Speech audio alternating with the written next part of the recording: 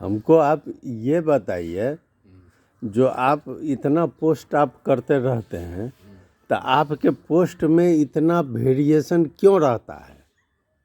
आप जब से कपिल वस्तु गए हैं, वो कपिल वस्तु में जाकर आप क्या सीखे हैं जो इस तरह का एक, कभी संतुलन की बात करते हैं, कभी असंतुलन की बात करते हैं।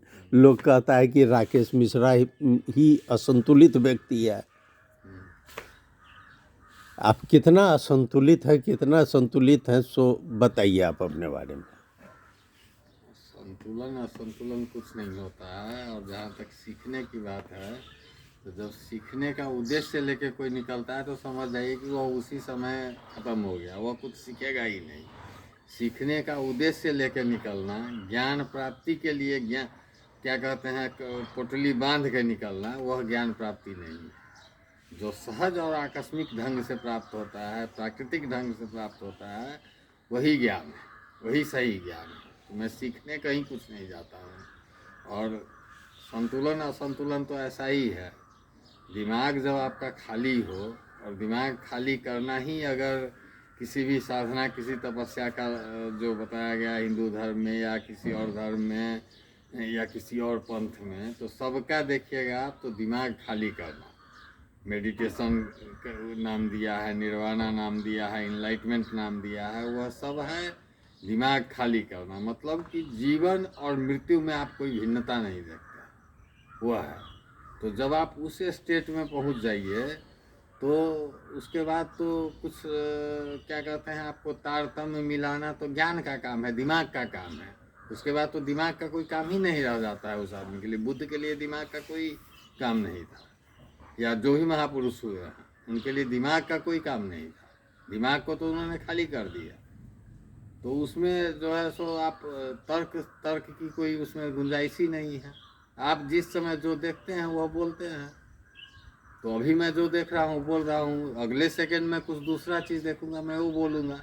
अब अगर मैं यह लग जाऊँ कि कल मैं जो बोला था उसको प्रूव करने के लिए आज मैं दूसरा तर्क करूँ, तो उससे बड़ा झूठ क्या हो सकता है।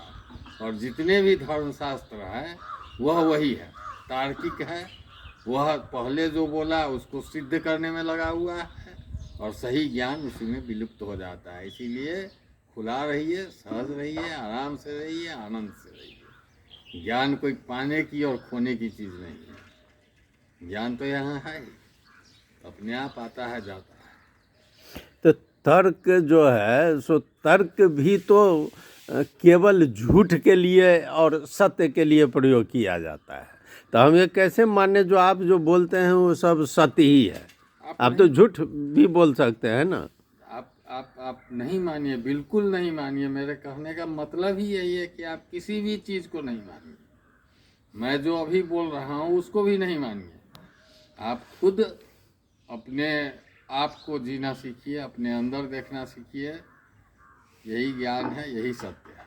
किसी के बात को जब मान लिया आपने, तो या तो सत्य होगा या झूठ होगा। आप फिर उस बाइनरी चॉइस में पड़ गए, या तो ये सत्य होगा या झूठ होगा। तो उसी दलदल से तो बाहर निकलना है, सत्य और झूठ के दलदल से बाहर निकलना है। न कुछ सत्य है न कुछ झूठ है। जो आप जिस समय में, ये सब समय का खेल है। जिस समय में आप जो देख रहे हैं, जो फील कर रहे हैं, जो आपको लग रहा है वह सत्य है, वह अगले सेकंड असत्य हो सकता है। अभी मैं अहिंसा पर प्रवचन दूंगा, कोई मुझे तलवार से मारने आएगा, अगले ही क्षण में उसको गोली मार दूंगा। मेरे लिए उस समय वह सत्य है, वह बंदूक की गोली सत्य है। उससे पहले मैं अहिंसा की बात कर रहा था, वह सत्य था उस समय।